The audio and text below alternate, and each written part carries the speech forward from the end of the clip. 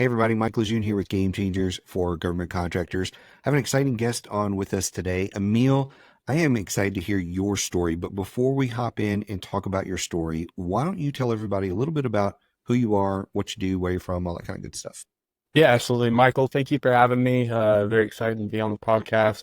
My name is Emil Hinkefent, and I am from just outside of Tulsa, Oklahoma. I'm currently the president of Kaiva. We are a portfolio of Tribal 8A and HUBZone certified companies. Currently, we have two subsidiaries and looking at standing up our third here shortly. So growing rapidly, but very excited to talk about kind of my history and how I got to where I'm at today. Yeah, that's very interesting. So, walk me through a little bit of your journey. Like, how did you even get in the market, and what were those first few years like? Yeah, so my journey is a little different than most. My family owned a chain of health food stores for a majority of the last century, and I was able to, grow up in the stores. So nutrition, those types of things were really important to me. Very far away from GovCon and where Yeah. we're at today, right? Through that experience, I was able to really get my teeth cut in the corporate world as well. My father was the CEO of the company for many years. So when I worked there the first time, I was in the front end store doing, everything from cashier to sales to warehouse management, inventory control. So he enabled me to be able to touch a lot of different departments, but held me to a higher standard than anybody else in the group. So fast forward, I came back and worked for Akins again for about 10 years. And I started in the corporate office and touched just about every functional department that was working to make the business successful. So everything from AR to AP to operations to higher level finance to marketing and eventually fell into IT, which I spent majority of my time working in.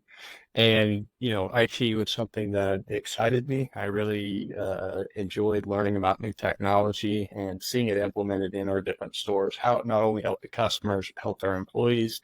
So it was something that was became near and dear to my heart. So I did that for many years, and around 2016, it was time for a change. The company sold in '99, so it wasn't technically a family business anymore. And when I went to find something new, so I had an opportunity to move into the contractor world. And I understood about, low voltage technology because I had subcontracted all that stuff out, the fire alarm, the access control, the CCTV camera systems. But I didn't have a full understanding of how it worked, understanding how it was installed, what the true benefits were from the different programming aspects that you can do with these different systems. So I had an opportunity to go into a sales role, but I opted to go into the field first. And through that first year in this new adventure, I was able to get all my certifications, really touch, feel, learn hands-on how these systems worked before moving into sales, so that I really knew what I was selling and was able to talk to the customers and explain to them, why it's doing what it's doing, rather than just saying, "Hey, here's the features, advantages, and benefits, and here's why you need to buy this."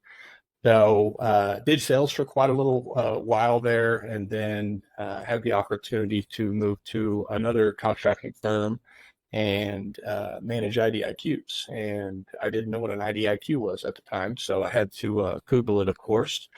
And from there, I immersed myself into the federal contracting space. I think I ordered a PAR manual so that I could read it at night when I was in bed. And I didn't realize that was a reference manual. It wasn't something I needed to memorize, but through that process, I got a lot of insight into how things worked in GovCon, and surrounded myself with a lot of people like yourself, right, where you can seek knowledge and understand how others are doing it, how they've fallen short sometimes, and they've learned from those mistakes, and how they got to where they're at today, right? So, looking at those different folks that have done it well, I was able to kind of adapt my own learning style to what I was doing in my daily role as project manager, program manager. But also, I had this big business mindset from the chain of health food stores where I saw processes and things that I thought, I'm not in the role where I can make these changes right now, but I'm at least going to vocalize that I think we might be able to do better if we implement this. So through that, I had the opportunity to, get some of my ideas heard. And at a point down the road, they said, "Well, you're already, suggesting this stuff. Why don't you just become the director of operations and implement some of this stuff?" So I moved into the role of director of operations with that firm, and from there we did really well. That company was Band Contracting Services, which was the company that Tribe acquired back in April 21. And through that, I was able to work with the great team we had around us. We refined the team, we drew it back to where it needed to be. But we were able to really put some good processes, procedures, and strategy in place on how we're going to continue to grow and scale the company. So the first year I was there, I think we did 1.3 million. The next year we did 3.5, and then we jumped up to 7.5 the following year after that, all the way up to 9 million, right around 9 million, the year that we were approached by the tribe to be acquired. So that's kind of how I got to this point today. I had been promoted to president just before acquisition. And from there, so when we did the acquisition, I retained my title as president in the new firm whenever it was stood up and acquisition took place. Yeah, that's a really interesting story from where you come to how you got in. I love always hearing people who talk about going into engineering first and then into sales. That was actually my path into sales. I actually wanted nothing to do with sales. And I started out as an engineer, and the next thing you know, I wound up in sales on the full dark side of things. And I really enjoyed it because now I had the power to help customers where as an engineer, a lot of times you don't. You're restricted by a lot of different things. And so that's a really interesting path to go down. And I like hearing folks. And to me, it seems like the really successful people have taken some form of that because they really understand how the product or service works and all the things behind the scene that the customer doesn't understand. Then they wind up seeing the customer side of it, and they can put those two together in a really unique way that most people can't. And so I love hearing stories about that. So you mentioned for a minute there about how you grew up with that big business mindset. What did you see as like maybe one of the key differences between working in a small business and a big business? What are some of those gaps there that you're like, man, if small business could adopt this, they would become bigger businesses? If you're struggling to win government contracts, I've got something special for you today. I don't know if you know this, but we recently launched our group coaching program. It's called Federal Access Advisor. When you come into Advisor, you get weekly coaching sessions with myself, my partner Josh Frank. We also have some of our coaches on there and other experts from around the country. It is a great environment to come in and not only learn, but ask advanced questions that you may be struggling with and get expert advice. We meet every Wednesday at 1 o'clock Eastern, but we stay on until every question is answered. You also get to email us in between the sessions. And of course, you get access to all of our digital resources. So go check us out at federalaccess.com and you can learn more about our group coaching program. We meet every Wednesday at 1 o'clock Eastern. I hope to see you in our next Inner Circle. I think the biggest thing was how functional departments were leveraged, right?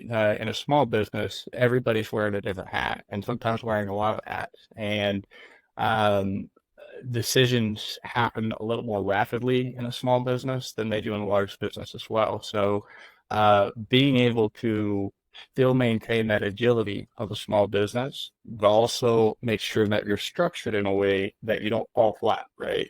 There's a lot of pitfalls that can happen if you're just firing from the hip. And what I wanted to see and what our team was able to really implement was more of a structure with how we're recruiting, how we're retaining, how we're ensuring that the projects that we're spending a lot of time bidding and putting effort into, we've got a certain percentage of win that we know we might actually get this project. So, you go from when you're first starting, I think everybody just wants to get a contract, right? Everybody just wants to get whatever contracts we can get, as long as they look good on paper and we think we can win this, we should go after it. And that's not always the case, right? There's a lot of barriers to entry that we need to take into consideration before we spend that time and effort. But that was probably the biggest key differentiator was uh, the risk that's taken into consideration in a large business is not always the same risk taken into consideration in a small business, but the risk still exists for the small business. So you gotta think through that as you grow and scale. Yeah, you talked about some of the ideas you had and how the team said, well, why don't you just move over to the director of operations and start implementing some of those ideas? What did you see as maybe the one or two things that were like, and this was the pivotal thing that helped us start doubling? Because as you describe the revenue, you're like basically doubling. And so to make sure that is consistent year over year, what were those couple of key changes that you made? Yeah, I think it really comes down to empowering the employees that are at the field level. As you grow, you get more employees, and the personal touch starts to not be as personal. So my goal was to keep that personal touch regardless of the employee or headcount that we have, right? And that all comes down to whoever that functional manager is or the person that's leading that team. They need to be empowered just the way that they're empowering downstream from there. So what we were seeing was we were bringing on so many people and they weren't getting this immersion into our culture. And by empowering, everyone from a project manager to a superintendent below that person to where everybody's speaking the same language, everybody's, got the same messaging. That's where we started to see a shift because then they wanted to be on the team, right? They wanted to be a contributor to the team. So, I would say that's probably the biggest. Outside of that, it was a lot of more financial controls, budgeting for cash flow, a lot of the things as we moved into some of the commercial data center projects we did. It's paid when paid, and sometimes that's a long time to float employees. And being able to weather the storm per se, a cash flow storm, is what I call it, and make sure that you're still making paychecks for all those employees and that they're all still happy and all working towards the same mission. Just because we're not seeing like low end, that's not their call. Their job is to get out there and execute, right? So as we really built that team first mentality, we started to see a positive shift. And it all comes down to your frontline employees, right? If they're not out there executing and doing a good job, then what are we doing? It doesn't lead to long-term results. Yeah. I think a lot of small businesses really think about the cash they have on hand and what's coming in the next month. They don't necessarily think about long term. I've always been a big fan of having, anywhere from a 12 to 18-month cash projection of what's happening. And so I can tell you right now, I can pull up the spreadsheet and look in our system and tell you what our balance is going to be next February, next March, whatever. I can look at it and say, based on what's going on in the cycles and different things, because that allows me to plan for different things or say, hey, we can spend this money. Because I've seen too many clients where they spent some money and then next month they were like, I don't know what I'm going to do this month, because they haven't looked at it from like a long-term perspective. They've only looked at it from maybe a month, maybe 90 days, but Right. most of them haven't looked that far ahead and they're freaking out. And so cash flow, management is definitely something I think people miss out on. The other thing about empowering employees is really good. We did a session one time with like one of the directors at Four Seasons, and he was talking about how they have empowered every employee at every level to fix a problem at a certain dollar threshold. And back then it was like $100. So like if it was under $100, you can fix it on the spot without asking anyone.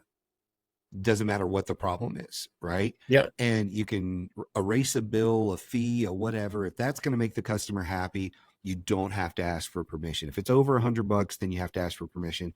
But even when you look at most of the problems, like in a hotel, they're under $100.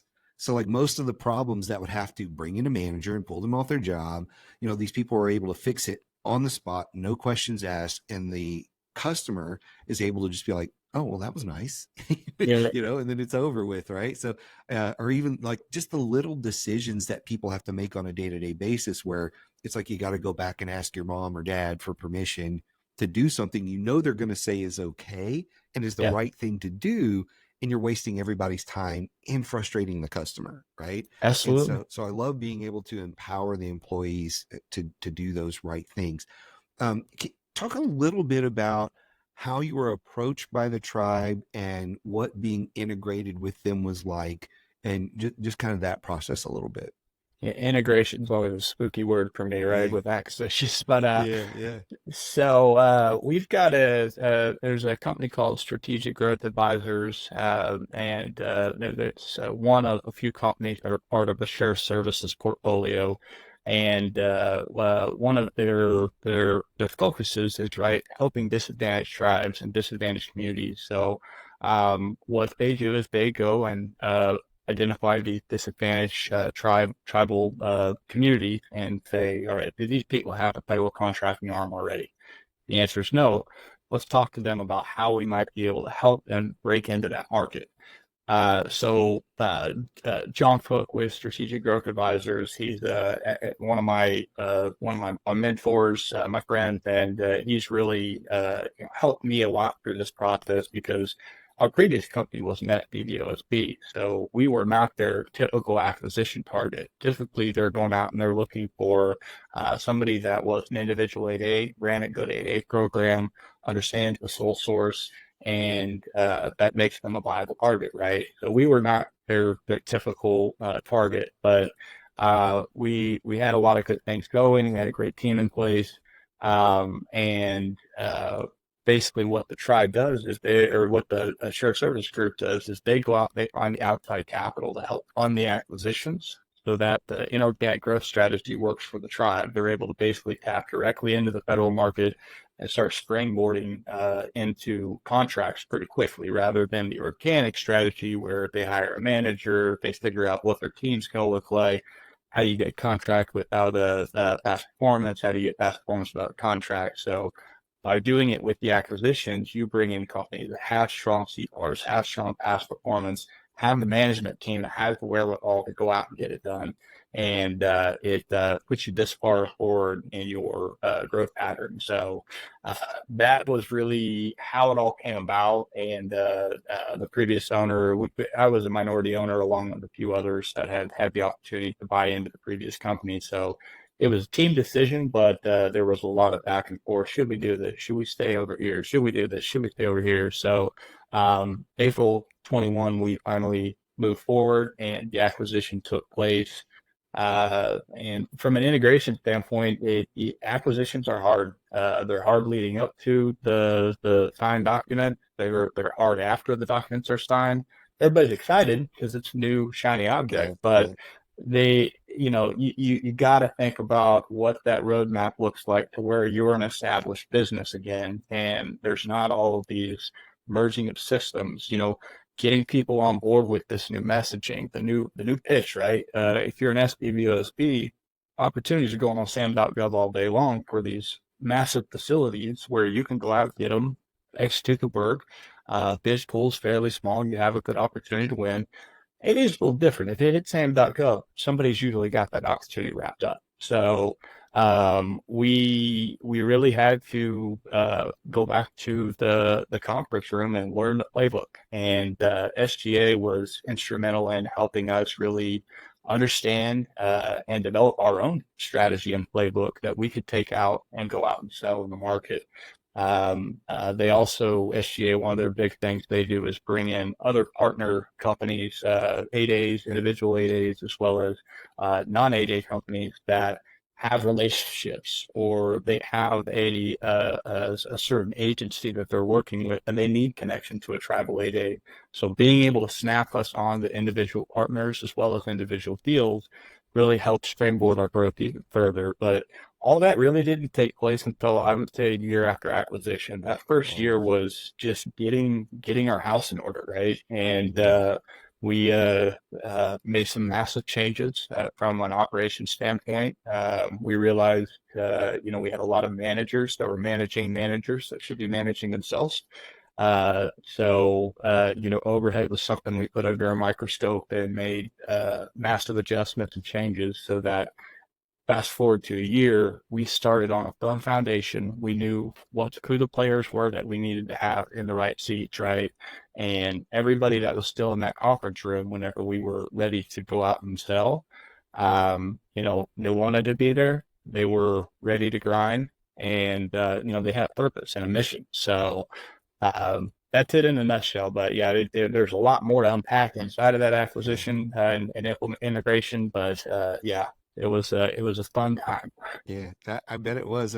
And I've been through two acquisitions early on in my career. And in the first one, it was really nothing more than we got new t-shirts and our paychecks had a different name on it.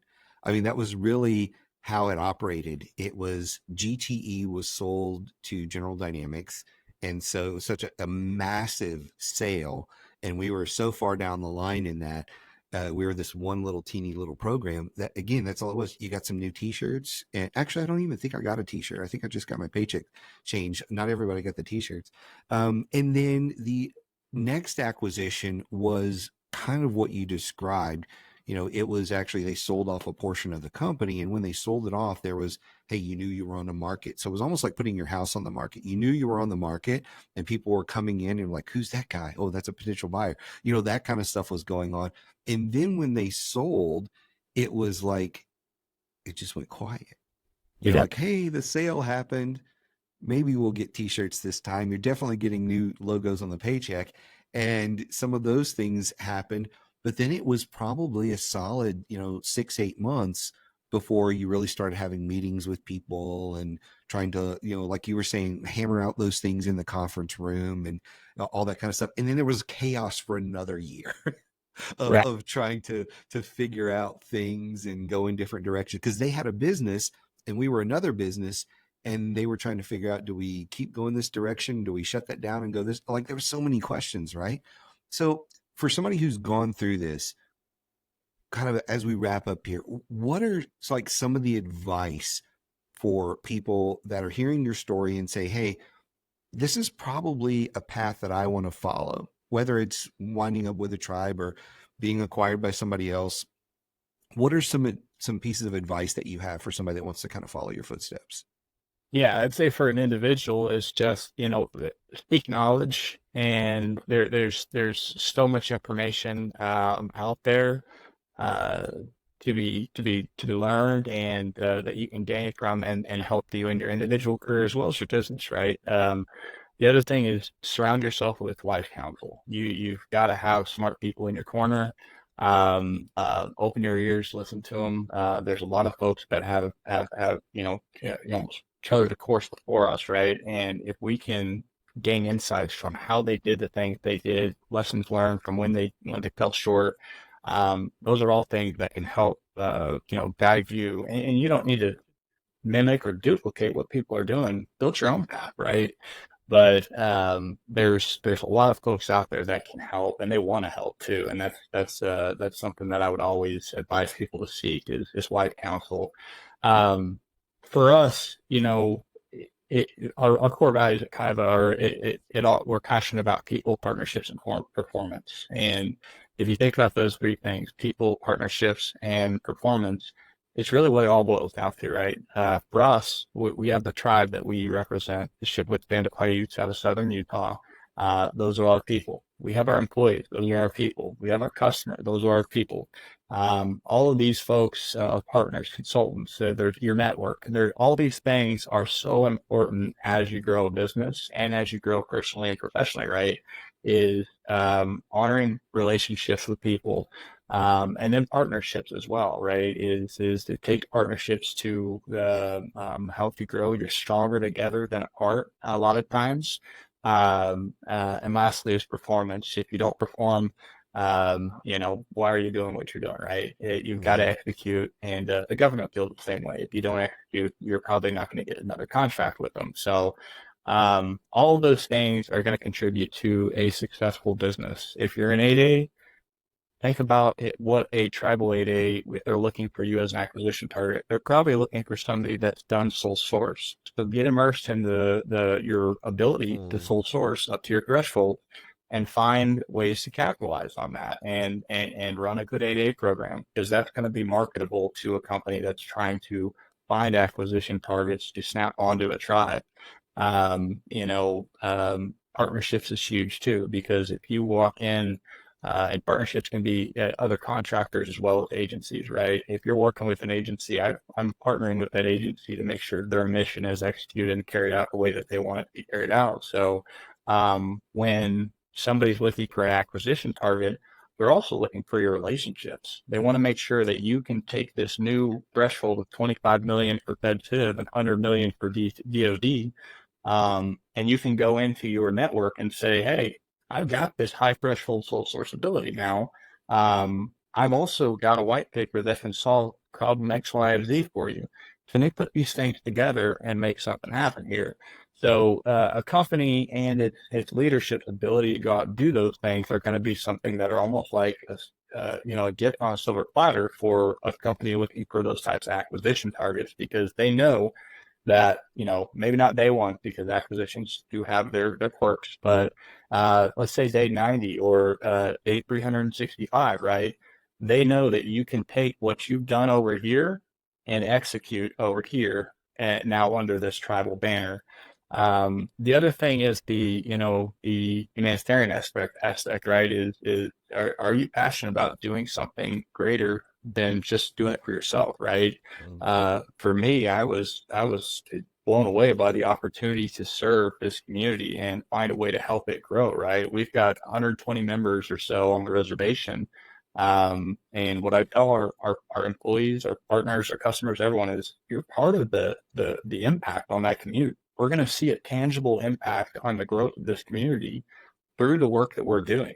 That contract you're giving me is not just you giving me a contract, me executing the work. There's something over here that's happening because of the work that you performed over here and the dollars that are flowing back into our company. So, all of those things combined, right?